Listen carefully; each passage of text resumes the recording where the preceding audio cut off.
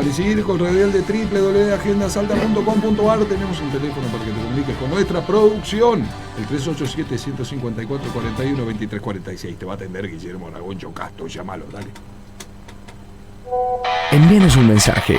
Estamos en WhatsApp 387-154-41-2346. También estamos en todas las redes sociales. Tenés que buscarnos como @diario Agenda Salta. Seguinos en Facebook, Twitter e Instagram. Búscanos como Diario Agenda Salta.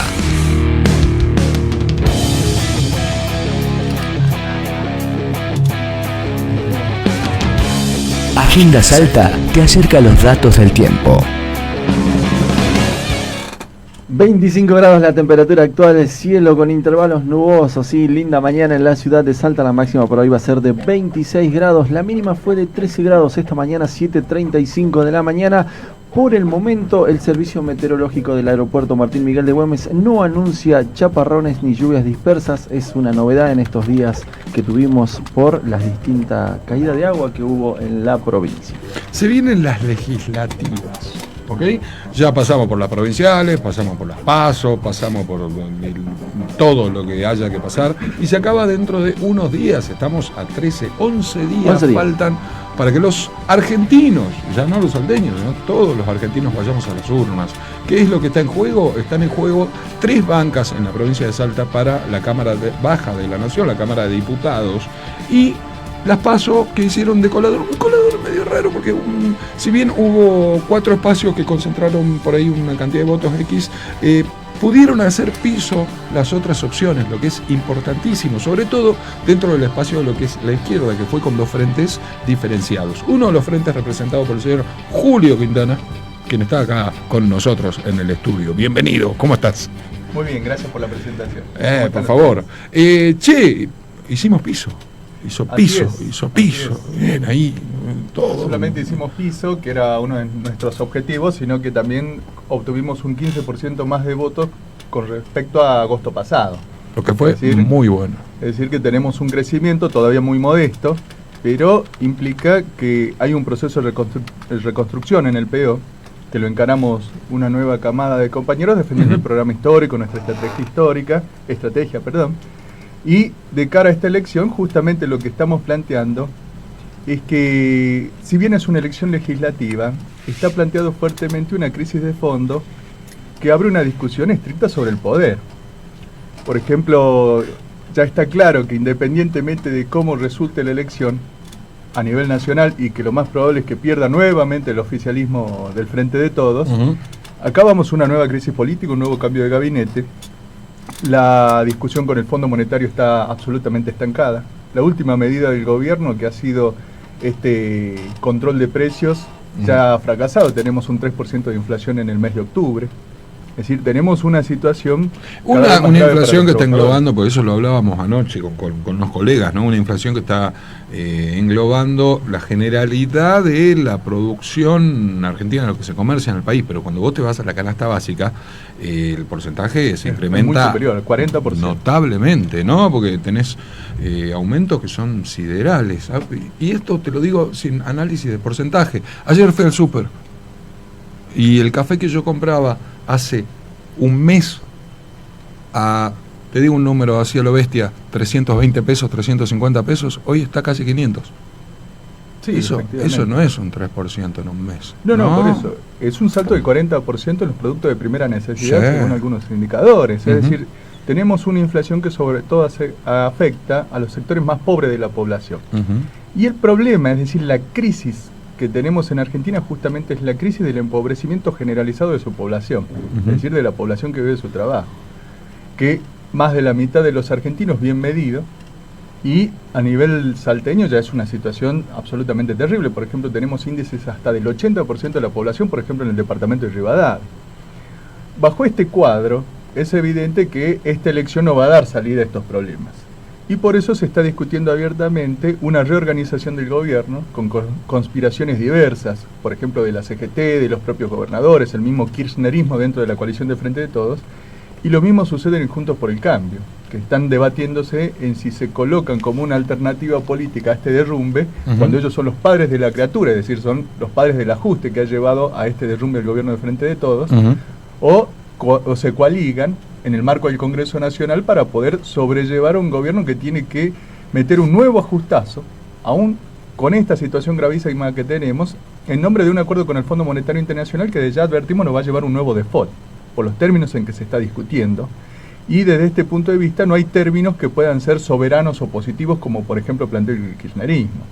Entonces, esta campaña electoral tiene que ser puesta en este cuadro general para que, en particular los trabajadores, podamos discutir la necesidad de una irrupción política como clase de aquellos que vivimos de nuestro trabajo. Y por eso nosotros hacemos hincapié en la necesidad de un Congreso de Trabajadores, que plantee la lucha por el salario, por las jubilaciones, contra la desocupación, con un programa político propio, porque acá tenemos un impasse de toda una clase social que es la que ha venido gobernando históricamente el país y la provincia. Y desde ya, nuestra campaña por eso se ha centrado en recorrer sobre todo los lugares de trabajo para discutir esta realidad y tomar iniciativas con los sectores trabajadores en cada uno de los lugares de trabajo para comenzar a avanzar en esta tarea, porque ustedes fíjense, esto lo debería hacer la CGT, es decir, la CGT debería ya estar discutiendo cómo organizar la lucha y abrir los espacios de liberación en la clase trabajadora para pelear contra este ajuste. Por el contrario, está dentro del propio gobierno conspirando internamente, y por ejemplo en el acto del 17 de octubre ha sido un acto para pedir el acuerdo sin cortapisas con el Fondo Monetario Internacional, cuando ellos saben que eso viene atado a una reforma laboral que por ejemplo plantea la quita de la indemnización por despido, o por ejemplo también la suba de la edad jubilatoria y la destrucción del sistema previsional argentino. Es decir, estamos discutiendo que nos quieren imponer ya no un retroceso en los hechos, sino acabar con el plexo legal, es decir, con las leyes vigentes que todavía remiten a un cuadro de conquistas que ya en la práctica casi ningún trabajador goza. ¿Qué lectura haces cuando hablas, porque estás hablando del sistema previsional, no jubilaciones directamente, cuando hay cientos de miles de presentaciones ante el ANSES, ante el gobierno nacional, de jubilados que se han visto perjudicados por los recortes que han venido sufriendo, o la quita de los porcentajes, etcétera, etcétera, desde el corralito inclusive, y hoy tenemos una jubilación mínima que anda en los 25 mil pesos promedio, ponele, y en contraposición tenés a la vicepresidenta cobrando una doble jubilación, pensión por su marido fallecido, que ronda los 2,5 millones de pesos. Bueno, se ve claramente la doble vara no solamente del gobierno y la justicia, del gobierno en particular, porque, por ejemplo, no tiene hoy en día el mismo trato para los jubilados, que hay más de 89.000 juicios sin cobrar, ya con sentencia firme por parte de la Corte Suprema de la Nación, y no son resarcidos. Pero sí, por ejemplo, acaba de pagar más de 380 millones de dólares al Fondo Monetario Internacional y sistemáticamente paga los intereses devenidos de lo que Guzmán, el ministro de Economía, llama la deuda pública local, que es uno de los grandes factores inflacionarios del país, porque es una deuda en pesos a altas tasas de interés, que encima se renueva cada vez a plazos más cortos y por lo tanto más caros, y sin embargo eso se paga todo. Es decir, ahí tenemos una doble vara. Y ahora de la presidenta, vos imaginate, ella plantea un derecho para ella que desde el punto de vista legal le corresponde, pero es incapaz de ir a fondo en que eso se garantice para el conjunto de los jubilados. Entonces, acá lo que tenemos en la mesa es que el famoso gobierno nacional y popular ha demostrado un fracaso, no porque no sea nacional y popular, nosotros somos muy claros. Acá ha fracasado el macrismo, es decir, ha fracasado la derecha, los neoliberales, pero también el gobierno nacional y popular. Y hoy en día solo lo único que discuten es cómo seguir este ajuste, y por lo tanto el problema es qué hace la clase trabajadora ante esta situación. Por ejemplo, nuestras compañeras jubiladas están organizando desde ya reuniones para discutir cómo se sale a pelear por el 82% móvil de un salario igual al costo de la canasta familiar, es decir, recuperar esta reivindicación histórica. Cómo se garantiza la gratuidad del conjunto de los medicamentos que hoy en día tienen que recibir los jubilados, porque aquellos que son gratuitos muchas veces no se los encuentra, por un lado, pero por el otro lado, muchas veces no hacen a la patología y al tipo de enfermedad que ellos necesitan, y por lo tanto de todos modos tienen que pagar medicamentos que son carísimos. Entonces acá en cómo hoy en día se trata a los jubilados, se ve la decadencia de todo un sistema social. Recién hablabas del neoliberalismo. Yo prefiero decirle directamente liberalismo. Nunca entendí el concepto de neoliberalismo. Me parece entre comillas, claro.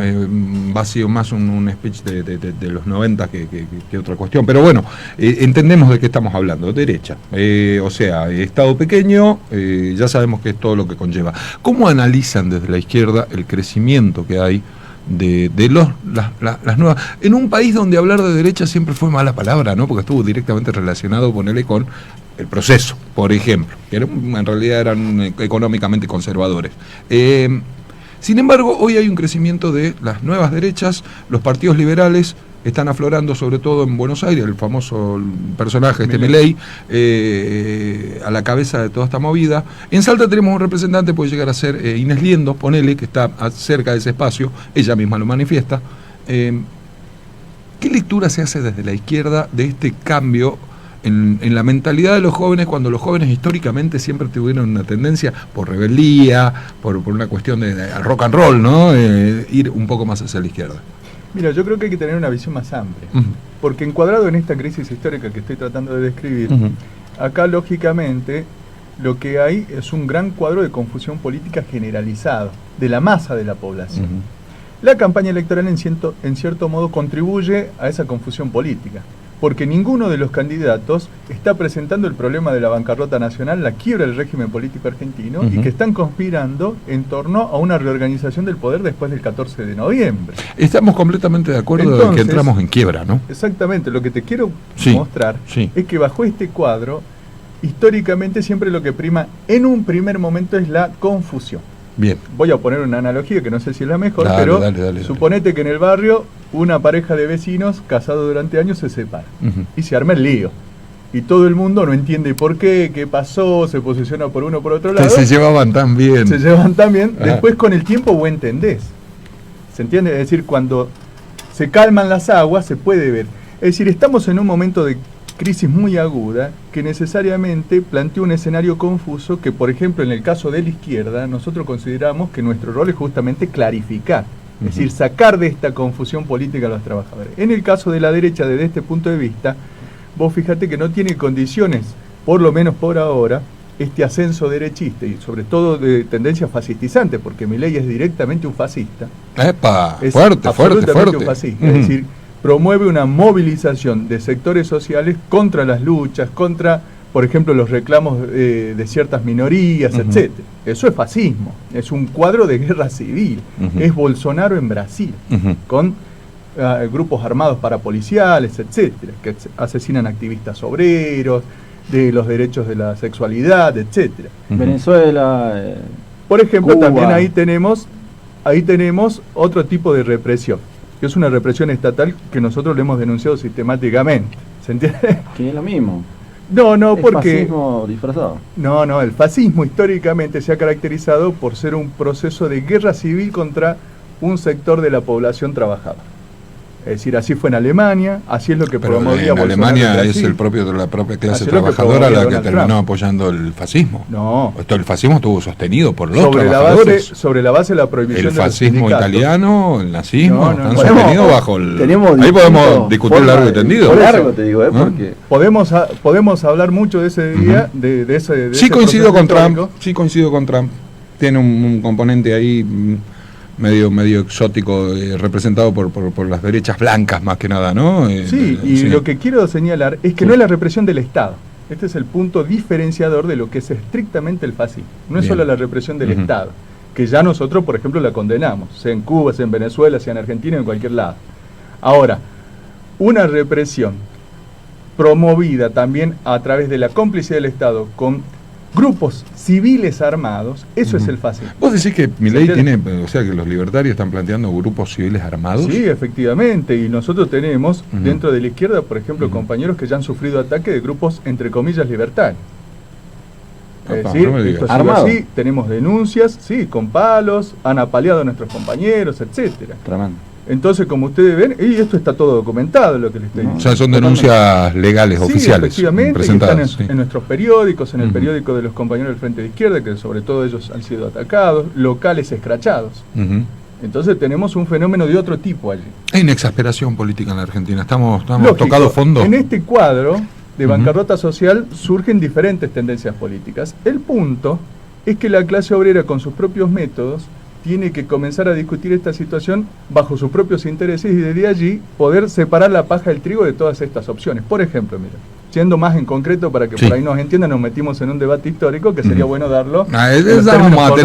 Cuando pasen las elecciones vamos a sentar largo y tendido a charlar. Sí, entonces que sería muy pertinente, siempre se puede. Muy bueno, el revisionismo está muy bueno, revisar qué es lo que sucedió en la historia y discutirlo de nuevo. Totalmente. Sí. Milei, por ejemplo, él decía que enfrentaba la casta política.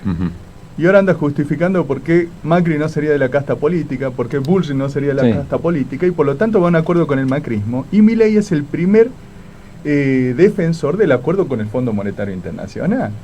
No nos olvidemos de esto. No, totalmente. Eso... Y por lo tanto, es quien en vez de promover un desarrollo material que permita la posibilidad de la consagración de una acción libre de los ciudadanos, por el contrario, bajo el acuerdo con el Fondo Monetario Internacional, lo que se viene es la destrucción de ya las precarísimas condiciones materiales de la masa de la población trabajadora. Es decir, que aquel joven que considera que va a tener algún tipo de libertad con Milei está absolutamente equivocado. Entendemos que acá hay un cuadro de confusión y acá tiene que proceder un debate en la sociedad, que eso es lo que nosotros queremos hacer a través de la campaña electoral, sobre todo en la clase obrera, para poder clarificar este tipo de cuestiones. Salta, porque no nos vamos a extender y el tiempo es tirano. Diputado nacional por la provincia de Salta. ¿Qué vamos a llevar a la Cámara de Diputados en representación de Salta? ¿Cuál es la idea? Mira, en primer lugar, confrontar con este acuerdo con el Fondo Monetario Internacional. Bien. No solamente votándolo, que es absolutamente insignificante, sino organizando la lucha obrera y popular contra este acuerdo. Promoviendo la autoconvocatoria de los trabajadores, la movilización de los sindicatos recuperados, etcétera, y armar un proceso de lucha social que permita acabar con esto. En segundo lugar, por medio de los mismos métodos, luchar por un salario igual al costo de la canasta familiar.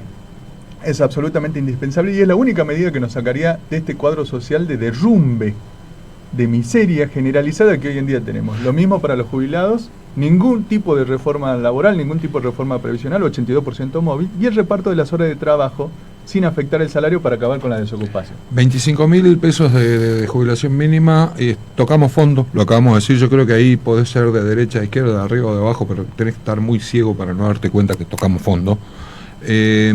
Salta específicamente está pasando por conflictos económicos y sociales importantes y que prenden muchas luces rojas. Ha caído un ministro de Seguridad, nada menos, ¿no? Y tenemos de pronto un ministro de Seguridad y Justicia. Total. Algo que es un poco exótico, que ya se intentó con Juan Carlos Romero, se intentó con Juan Manuel Urtubey, ambos casos fracasaron, hasta las mismas figuras terminaron diciendo, nos equivocamos, esto no es por este lado, y ahora se vuelve a intentar nuevamente. ¿Qué lectura hacemos? ¿Qué estamos preparando al hacer un Ministerio de Seguridad y Justicia? Sí, mire, en primer lugar quiero marcar algo muy interesante de la caída del procesista Pulleiro. Bien.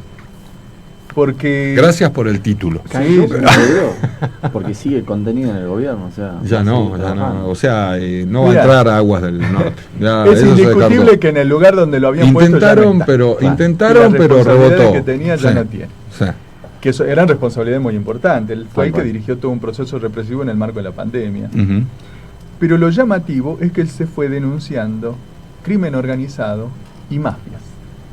Esto es muy interesante porque cualquiera que entiende sobre el tema sabe que no puede existir una red de crimen organizado sin algún tipo de infiltración y connivencia con el propio aparato estatal y en particular, adivinen con quién, con la fuerza de seguridad que él dirigía. ¿Me explico? Ahora, ojo, Pulleiro cuando denunció esto no llamó a ningún proceso de reforma. ¿Se entiende? No llamó a ningún proceso de reforma y llamó la atención sobre el crimen de la circunvalación, hasta qué punto allí no hay una connivencia y una complicidad policial con las redes de narcotráfico que ahora están siendo investigadas por cómo el propio crimen se presentó en las primeras horas a la sociedad. Parece un accidente. Exactamente. Siniestro. Siniestro vial, circunvalación. Exactamente. Sí. El discurso de Abel Cornejo, que también es un romerista histórico, y ya ha probado su capacidad de ir a fondo en un proceso represivo, por ejemplo en la década del 90, sobre todo en las rebeliones del norte. Es decir, que no es que acá él es el demócrata como se presenta ahora, con las cuestiones de género, etcétera. Las tasers son malas palabras, dijo en algún momento. O sea, es un... Imagínense. Sí. Imagínate. Ahora, él no ataca este problema. Es decir, no llama a una investigación a fondo dentro del propio aparato de seguridad salteño para determinar cuáles son las redes y las connivencias que hay de este aparato con este crimen organizado, estas mafias que se denuncian, y seguramente también porque este tipo de accionares criminales tienen su vinculación, como lo demostró por ejemplo el caso del juez Reynoso, en el norte provincial, etcétera, con el propio aparato de justicia. Sí. Y acá esta unificación, desde nuestro punto de vista, viene a encubrir toda esta situación. Por el contrario, nosotros somos partidarios de una investigación a fondo que no la puede dar este mismo Estado. Y hasta consideramos que bajo ya situaciones probadas, no sé si ustedes se acuerdan, el otro día me hacía acordar un compañero, hace como 6 años aproximadamente, la Brigada de Investigaciones fue disuelta. Sí. Por tener ella misma su propia red de narcotráfico en Villa San José. Es decir, acá nomás. Por la justicia federal tenemos el juez Reynoso. Ahora un sector de gendarmería está siendo investigada por la aduana paralela de Méndez, en Salvador Maza. Es decir, acá hay un cuadro de descomposición del conjunto del Estado que se corresponde con este cuadro de derrumbe histórico de la sociedad, la pobreza, etcétera, y por lo tanto tenemos que ir a una transformación general de conjunto. ¿Está el caldo de cultivo para un estallido social? Bueno, esto lo dijo Grabois. Estamos llegando a diciembre, ¿no? Esto lo dijo Grabois, es decir, un aliado del gobierno, no política obrera, no el partido, o sea, los compañeros históricos del Partido Obrero. Es decir, que acá hay una... ¿y sabe quién lo dijo el otro día? Lo escuché. Un analista de derecha, es decir, que nadie puede acusarnos de nada, Carlos Pañi. Carlos Pañi. Sí, Pañi siempre editorialista de La Nación. Sí. Es decir, que acá está inscripto en el proceso de la crisis la posibilidad de una rebelión obrera y popular, que es justamente lo que se quiere evitar por parte de estos gobiernos, pero sin atender el problema de fondo, que es cambiar las condiciones de hundimiento social en que han llevado a la población y que por lo tanto está casi obligada a rebelarse. Y yo tengo una pregunta. Si yo tengo estallidos sociales y utilizo, por ejemplo, la situación de pandemia como excusa para volver a un sistema, vos usando tus propias palabras, usando un sistema represivo como lo establecido en el 2020, ¿qué puede llegar a pasar? No, ¿está la posibilidad? Pero eso ha pasado en Chile. ¿Se entiende? Es decir, ya pasó en Ecuador, pasó en Colombia, pasó en el propio Estados Unidos. Es decir, hubo rebeliones populares que fueron fuertemente reprimidas, hubo muertos, no se investiga sobre la responsabilidad del Estado, por ejemplo, en masacres contra la población.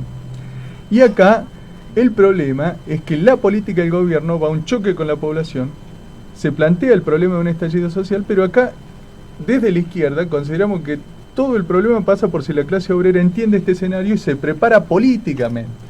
Porque el problema tampoco es ir, lógicamente, prenderle fuego a todo, sí, no pasa por ahí, de ese tipo, sino pelear por el poder político. Este fue un planteo histórico del Partido Obrero. Nosotros, por ejemplo, en la década del 80, cuando se producían los saqueos y el gobierno de Alfonsín metió preso a medio Comité Nacional del Partido Obrero con Jorge Altamira a la cabeza, allí nosotros habíamos sacado una declaración que decía: trabajadores, pasemos del largo los supermercados, los responsables de nuestra pobreza están en la rosada, vamos hacia el poder político. Es decir, reclamemos contra el poder político, que es el responsable de este cuadro de miseria histórica que vivimos. Por eso un Congreso de Trabajadores. Es decir, cómo se unifica la clase obrera para dar respuesta a estos problemas. Cómo concentra los recursos nacionales que hoy en día están literalmente saqueados. Cómo da vuelta una situación, permítame que lo diga porque creo que es importante, de confiscación fenomenal que en el último periodo se ha agravado. El INDEC dio a conocer hace un par de semanas que la participación de los asalariados, el 80% de la población argentina, en la riqueza nacional ha caído con respecto al año pasado 10 puntos. Es decir, el año pasado teníamos que el 50% de la riqueza se la quedaba el 80% de la población, es decir, los asalariados, y el otro 50% los capitalistas. Ahora resulta que la minoría capitalista se queda con un 60% de la riqueza nacional y un 40% la clase obrera, el 80% de la población.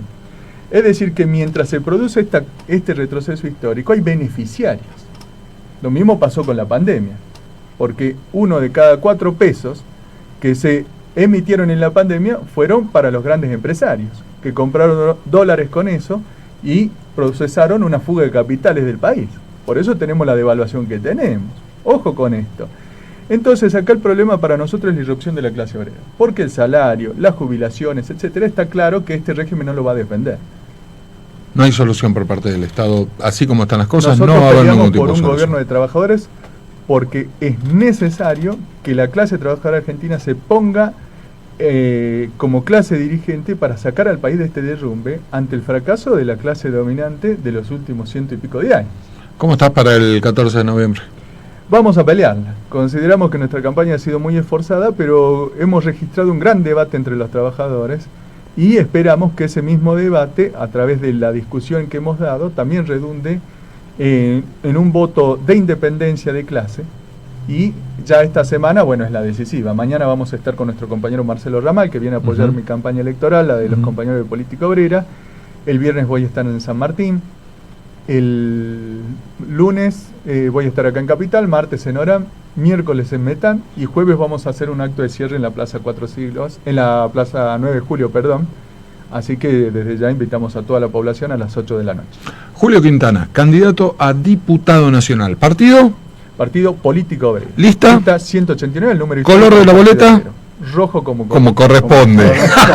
Muchas gracias por visitarnos, Julio. Al contrario, gracias a ustedes y siempre muy ameno el reportaje. No, pero aparte tenés tu silla ahí, ya vamos a poner tu silla ahí porque estás tirando. Hoy viniste sintonizado la frecuencia Panicirco ahí. Fue el mantecol que me comí. Sí, viste, te comiste un dulce ahí, entraste. Claro. 12 horas 5 o 6 minutos ya, se acabó la mañana en la ciudad de Salta, en la República Argentina. Ya comenzamos el mediodía, 1 horita nos queda. No te vayas, quédate, vamos a una tanda, volvemos en unos minutos.